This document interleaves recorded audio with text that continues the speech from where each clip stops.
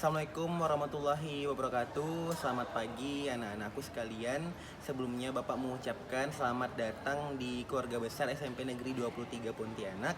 Hari ini saya, Yofi Nopianto SPD, ingin menyampaikan materi tentang wawasan wiyata Mandala. Oke, baiklah. Arti dan makna wawasan wiyata Mandala itu yang pertama adalah wawasan adalah suatu pandangan atau sikap yang mendalam terhadap suatu hakikat. Wiyata merupakan pendidikan Mandala, yaitu tempat atau lingkungan wiyata. Mandala adalah sikap menghargai dan bertanggung jawab terhadap lingkungan sekolah sebagai tempat menuntut ilmu. Unsur wiyata Mandala terbagi menjadi beberapa hal. Yang pertama yaitu adalah sekolah merupakan lingkungan pendidikan. Yang kedua, kepala sekolah mempunyai wewenang dan tanggung jawab penuh atas penyelenggaraan pendidikan dalam lingkungan sekolah. Yang ketiga, antara guru dan orang tua, siswa harus ada saling pengertian dan kerjasama erat untuk menggemban tugas pendidikan ataupun hubungan yang selaras. Yang keempat, warga sekolah di dalam maupun di luar sekolah harus menjunjung tinggi martabat dan citra guru. Dan yang terakhir adalah sekolah harus bertumpu pada masyarakat sekitarnya dan mendukung antar warga. Berikutnya sekolah wiyata Mandala terdapat yaitu sekolah dan fungsinya, yang dimana sekolah merupakan tempat penyelenggaraan KBM atau kegiatan belajar mengajar, menanamkan dan mengembangkan berbagai nilai, ilmu pengetahuan, teknologi, dan keterampilan. Sekolah merupakan lembaga pendidikan formal, tempat berlangsungnya PBM untuk membina dan mengembangkan. Yang pertama adalah ilmu pengetahuan dan teknologi. Yang kedua adalah pandangan hidup atau kepribadian. Yang ketiga, hubungan antara manusia dengan lingkungan atau manusia dengan Tuhannya. Dan yang terakhir adalah kemampuan berkarya. Selanjutnya, ciri-ciri sekolah sebagai masyarakat belajar. Yang pertama adalah ada guru dan siswa, yaitu timbulnya KBM kegiatan belajar mengajar. Yang kedua adalah tercapainya masyarakat yang sadar, mau belajar dan bekerja keras. Yang ketiga adalah timbulnya masyarakat Indonesia belajar. Selanjutnya adalah prinsip sekolah. Yang pertama adalah sekolah sebagai wadah atau lembaga yang memberikan bekal hidup. Yang kedua adalah sekolah sebagai institusi tempat peserta didik belajar di bawah bimbingan pendidik. Sementara yang ketiga adalah sekolah sebagai lembaga dengan pelayanan yang adil atau merata bagi stakeholdernya.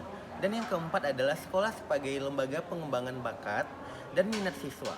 Yang kelima, sekolah sebagai lembaga pembinaan potensi di luar intelijensi. Yang keenam, sekolah harus memberikan perhatian serius untuk mengembangkan kemampuan emosional dan sosial, kemampuan berkomunikasi dan berinteraksi, kemampuan bekerja sama dalam kelompok dan lainnya.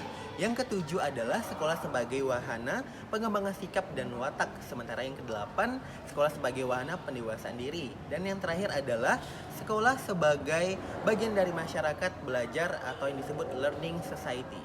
Berikutnya adalah penggunaan sekolah. Sekolah sebagai suatu lembaga pendidikan yang diperuntukkan sebagai tempat proses kegiatan belajar mengajar.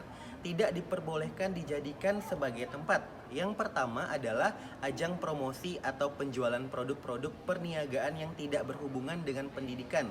Yang kedua, sekolah merupakan lingkungan bebas rokok bagi semua pihak. Yang ketiga, penyebaran aliran sesat atau penyebar luasan aliran agama tertentu yang bertentangan dengan undang-undang. Yang keempat, propaganda politik dan kampanye. Yang kelima, syuting film dan atau sinetron tanpa seizin pemerintah daerah. Dan yang terakhir adalah kegiatan anarkis yang melibatkan kerusakan sekolah. Selanjutnya adalah penataan wiyata Mandala dalam upaya ketahanan sekolah. Yang pertama adalah ketahanan sekolah lebih menitik beratkan pada upaya-upaya yang bersifat preventif. Yang kedua adalah untuk menjadikan sekolah sesuai dengan tujuan dan fungsinya, perlu dilakukan penataan wiyata Mandala di sekolah melalui langkah-langkah berikut. 1. Meningkatkan koordinasi dan konsolidasi sesama warga sekolah untuk dapat mencegah sedini mungkin adanya kegiatan dan tindakan yang dapat mengganggu proses belajar mengajar. Selanjutnya, melaksanakan tata tertib sekolah secara konsisten dan berkelanjutan. Melakukan koordinasi dengan komite sekolah dan pihak keamanan setempat untuk terselenggaranya ketahanan sekolah. Mengadakan penyuluhan bagi orang tua dan siswa yang bermasalah. Selanjutnya, mengadakan penyuluhan dan pembinaan kesadaran hukum bagi siswa.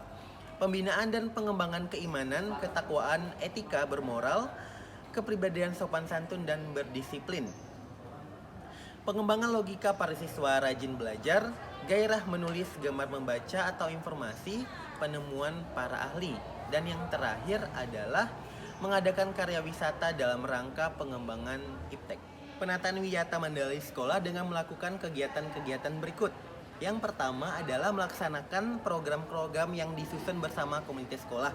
Yang kedua, menyelenggarakan musyawarah sekolah yang melibatkan pendidik, OSIS komunitas sekolah, tokoh masyarakat, serta pihak keamanan setempat.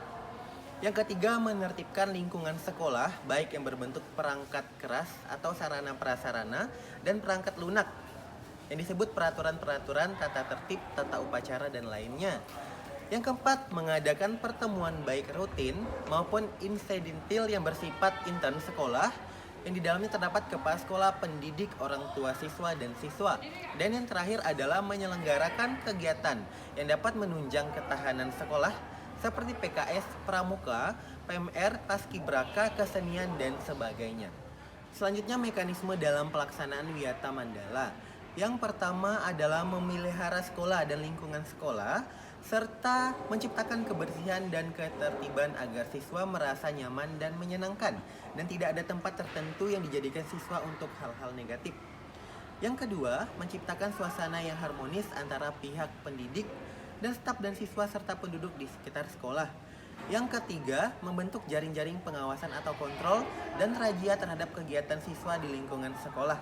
Yang keempat, menghilangkan bentuk-bentuk perpeloncoan pada saat MOS. Yang kelima, meminimalisir keterlibatan kelompok maupun perorangan dalam kegiatan sekolah.